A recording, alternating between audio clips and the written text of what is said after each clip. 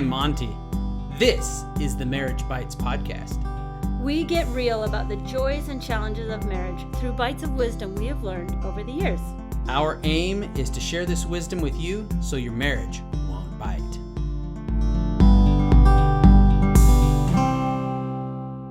Here we are with another episode of the Marriage Bites podcast, starring Andelin and me. Monty. Oh, I forgot my name for a second. Yes, you did. I was worried or thinking so much about my intro that I forgot. Okay. Call it a brain fart. Okay. How's it hanging? Good. Feels Yeah. weird because we just recorded the last one and now recording another one. So I feel like know. I just already said all the things. I that don't know are what to ask you going on. what you've been doing because I've already done that. Yeah. Your hair looks good today. Thank you. I don't know what you did, but it looks good. I blow dried it. Really? It took me about 5 minutes. So when I got up today, I was going to do my hair as well, but Then you remembered. I'm missing most of it. Yeah. So I didn't do anything with it. Okay, so this episode is going to be more off the cuff. We have a general topic idea, and we're just going to talk about our thoughts and ideas about this topic and see where it goes. This time of year, people are thinking, hey, New Year's resolutions. Mm-hmm. And, by about week 2 in January, they're like, wow, this really blows. I don't want to try to lose weight anymore because dadgummit, them brownies are good. And that's salad. Ugh. Yeah. Salad is just not a winter food. Why do we want to start eating salad in January? I know. We should be eating rolls and delicious potato soups and ham. Who doesn't like ham? There are people who don't. And I know. there's nothing wrong with that. Yeah, that's fine. Or a sweet potato. I guess you could eat a sweet potato if you really wanted to. What if you took that sweet potato and made it into a pie? Now you're talking. That is delicious. Yeah, and since sweet potatoes are a superfood, because sweet potatoes are in sweet potato pie is a superfood. It's no different than a blueberries made into a pie. The pie is now a superfood. Because we know that blueberries are a superfood. Superfoods, they're super. There's lots of... Okay, let's stop talking about superfoods. We should do an episode on superfoods sometime. Maybe. I don't know anything about... I am actually a world-renowned doctor You on are not. nutrition. Nope. Not world-renowned doctor. Well, I think we should... Not a nutritionist. We should let our We listeners could find decide. a world-renowned nutritionist to come and be a guest on the podcast if you wanted. But it's the end of the year. There's nothing special about December 31st or January 1st that makes it the best time of the year to start a goal. But, it is the start of a new year, and we think about time in sort of sections of time, and it's a manageable section of time that's not like 10 years from now just feels like it breaks my brain a little bit. It's a new year. It's new beginnings. But I can manage 1 year, and so it is sort of like a new beginning. And so it makes sense that people want to start fresh. I feel like January 1st feels a little bit like a fresh start. And so it's not the only time, and it's not maybe even the best time to start setting a new goal, but it works for some people and it's on our minds a lot, so we're talking about it now. It is. I think with goal setting, in just talking about how people quit their New Year's resolutions or their goals pretty soon after making them or starting them, I think part of that is because we as people, sometimes we set very high and very lofty goals. And I don't know if that's always a good idea because it's hard to see improvement. Like if I made a goal of, I'm going to make $1 billion next year. And then when you find out you've only made, $50,000, it begins to be crushing. So a lot of people, you may have a 400-pound dude who wants to lose 200 pounds by June. It's a very lofty goal. And sometimes our goals, we make too big of goals. I think making smaller goals and taking small bites is better when making goals because they're more, you feel like you're making progress and you feel like you're achieving something. I actually kind of disagree with that. I think that making giant goals moves you forward a lot faster than making smaller goals for some people. Maybe doesn't work for everybody, but if you set your sights really high, you are probably more likely to make it further than you would have if you had just made a quote-unquote reasonable goal. Reasonable goals are usually small. Sometimes it's even what I already know I can do. Whereas if you make a huge goal, you might not make it, but the point isn't to make it to the goal. The point is to see how far you can get. And you're probably going to get a lot further than just making a reasonable goal. Well, I think that making goals should be attainable and should be achievable. I think if you continually make goals that you never meet, it's really easy to become discouraged. I think making goals that you can reach and achieve, but still pushes you and still stretches you are much more wise. I think if you're always making big goals and not making them, that can be discouraging. I think the discouragement doesn't come from not making the goals. It comes from what you're telling yourself about yourself. It's what you're telling yourself about your not making the goal, really. Okay. So there's a lot of different opinions, I guess. Yeah, and that's great. I was listening to a call earlier today where the host of the call said, don't use your goals against yourself. I think if you're like, well, I made this goal, but I didn't make it, so I'm a terrible person and I'm never going to do it. That's one way of using your goals against yourself. Or making a goal, but then saying, well, I don't know if I'm going to make it, so I'm not going to even try. That's a way of using your goal against yourself. So don't use your goal against yourself. Make a goal, get as far as you can, use your creativity to see what it takes to get to that goal, and then celebrate how far you've come, rather than looking at the sort of glass half empty side of, well, look how I didn't get to my goal. Instead, looking at the glass half full as how much further I got because I had this higher goal, or any goal at all, whether it's reasonable, realistic goal, or whether it's a totally unreasonable, outlandish goal, that either way, the important thing is to see how far I did get, what I have done, rather than what I have not done. You have your belief on goals, and I have mine. I have been always taught, and from my experience, is that goals should be attainable. If they're too lofty, they can become discouraging for some people. And perhaps some people think the way you do, and it works that way for them. But I do know that there's plenty of people who make such high, lofty goals, and it discourages them when they don't reach it. It's been said that making goals, they should be timely and they should be attainable. And if they're not attainable, then perhaps why make them? Well, here's another idea. Like you said, oh, well, I want to make $1 billion. And then you say, I want to make $1 billion in 10 years. And if you don't make it, then you just extend the date. You just say, okay, 10 more years. I'm going to give myself 10 more years to 3 more years, whatever it takes to actually get there. But the point is, eventually you'll get there if you don't stop trying. Well, I do agree with that. I think that if you've made a goal and you don't meet whatever your goal is by the deadline, that extending it or rewriting that goal to fit the new set of circumstances that you're in at whatever time that is in the future, I don't think there's anything wrong with that. I think that is perfectly great because things do change in your feelings about things. You might decide, wow, I don't really want $1 billion. I want only $1 million. Or maybe it's not about the money at all. Maybe it's about something completely different. And you're like, that was good. It got me to where I am now. And now right. I realize that that's not actually my goal. My actual goal is about the number of people I've helped or something completely separate from money. Or what if my goal is I want to grow my hair in the back so that I can grow a man bun? Because I think man buns are cool. And so you start growing your man bun hair, and then after, 5 minutes, they become stupid. No one likes them anymore. And they're out of fashion. And you're like, wow, I'm not going to do the man bun anymore. I'm changing that goal. It's kind of like that. But if you're going to change a goal, make sure that it's done from your prefrontal cortex, not from your limbic brain. I would say that's the important thing about changing a goal. Because we'll be like, I'm going to lose 20 pounds. And then your brain is like, that's not possible. You can't do that. That's never going to happen. And then you're like, okay, fine, I'll just lose 4 pounds. And that is your fear brain being in charge. Rather than like, trying to lose 20 pounds in 3 days might not be healthy for me. That might not be a healthy way of doing this. So I'm going to choose from the higher part of myself to change that into something that is healthy for me.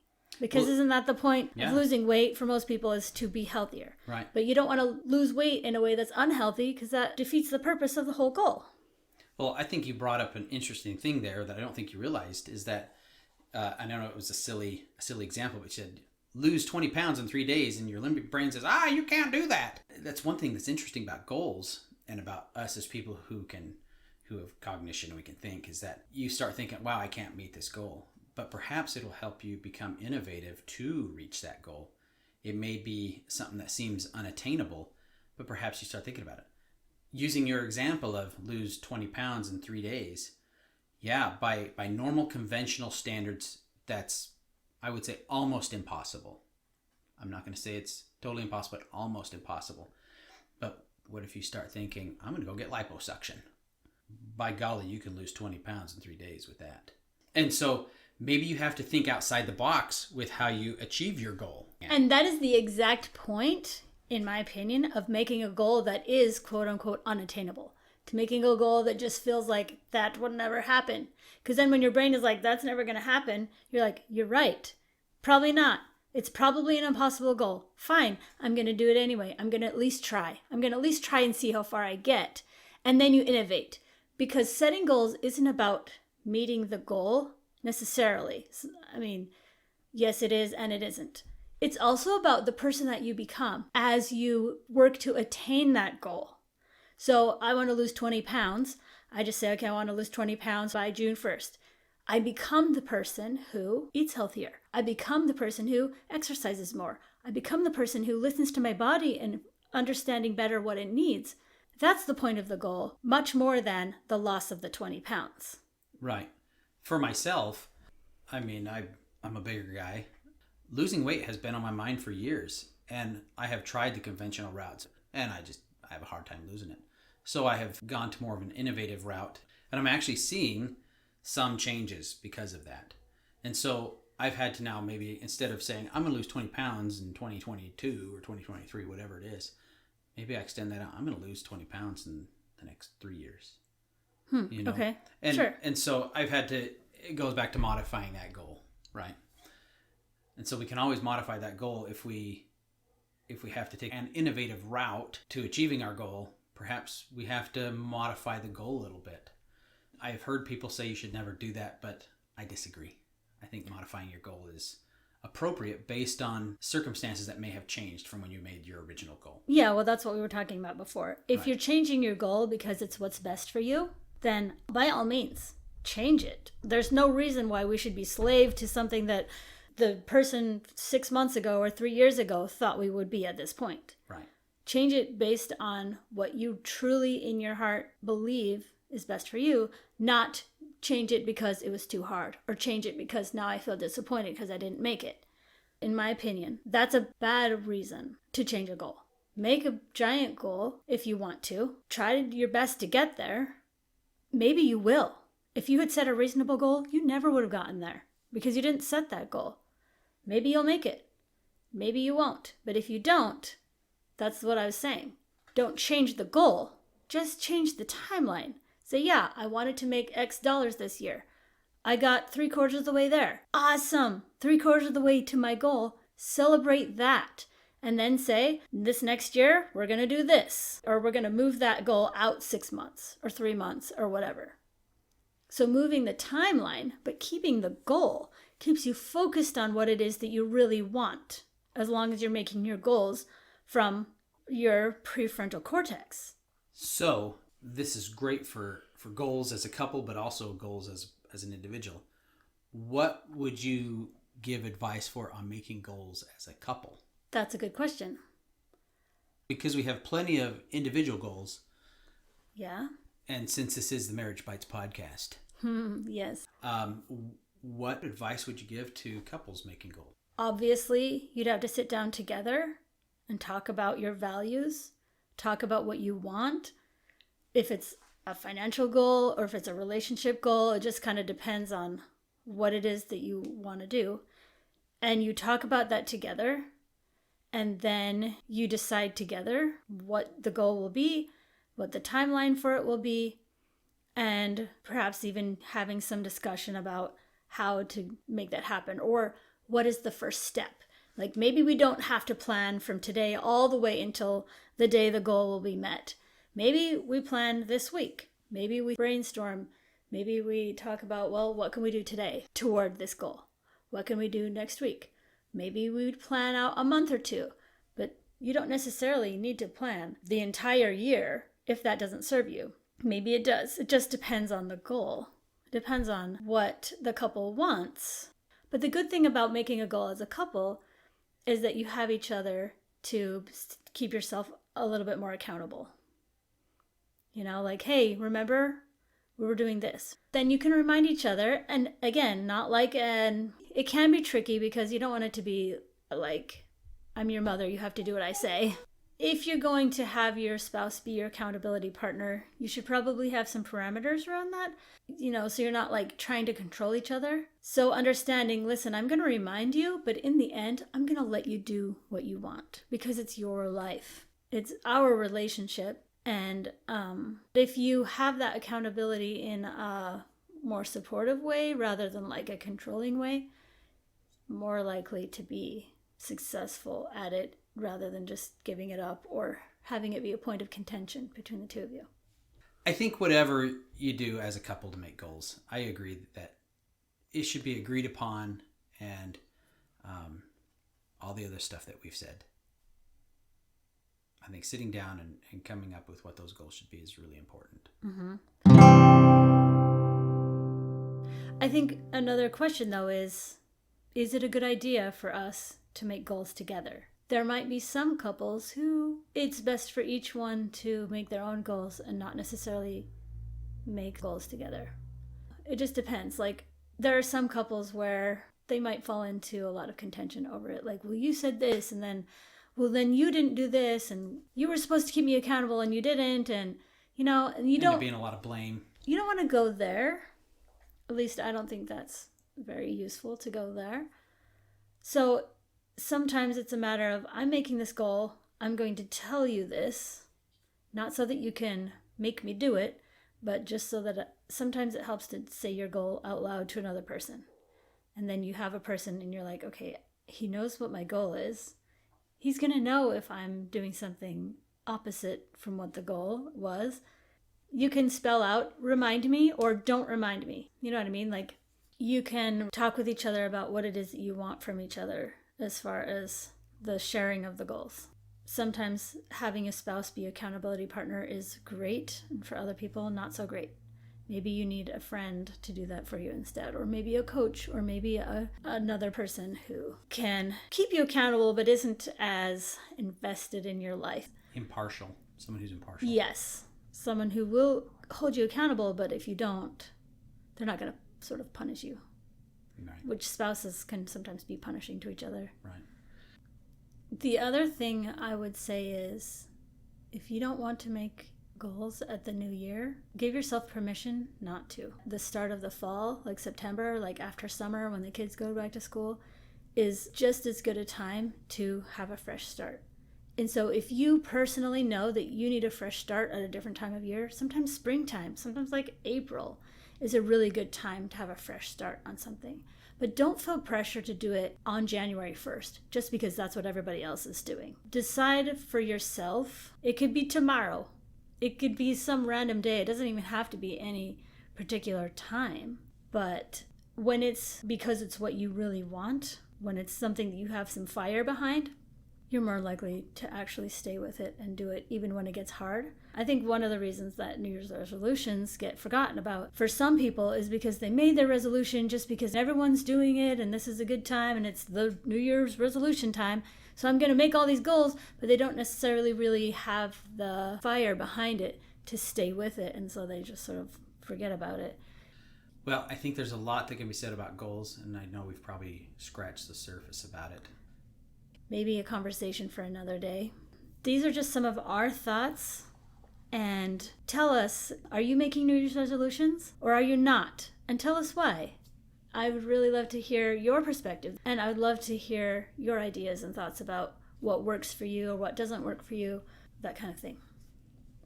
Tell us how you make your goals, what patterns you use to do that. Yeah. What rules you give yourself for making goals. There's more than one way to skin a cat. And if you're one of those people who makes New Year's resolutions and keeps them all year, please do tell us all of your secrets. And your success. Because that could be really valuable for a lot of people. And also, sometime in the future, we are going to do a podcast episode about bad marriage advice. So, everybody, send us all of your bad marriage advice. We're going to compile everything and do a whole episode on it sometime. It's going to be one of the most exciting episodes we do. Yeah. I already have a list. I think this is going to be fun. So It is. send us your goals. And while you're at it, we'd love to hear about your bad marriage advice experiences. That's all we got for you today. We'll see you next week and next year. Holy smokes. 2023. Here we go.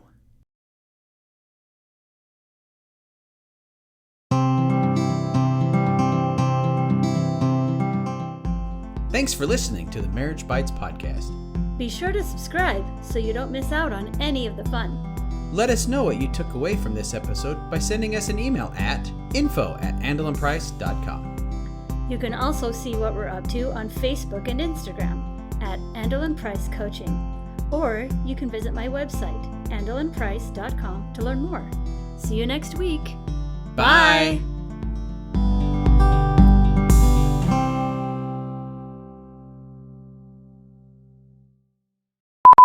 It's pretty crazy. We have a disagreement on goals on our podcast.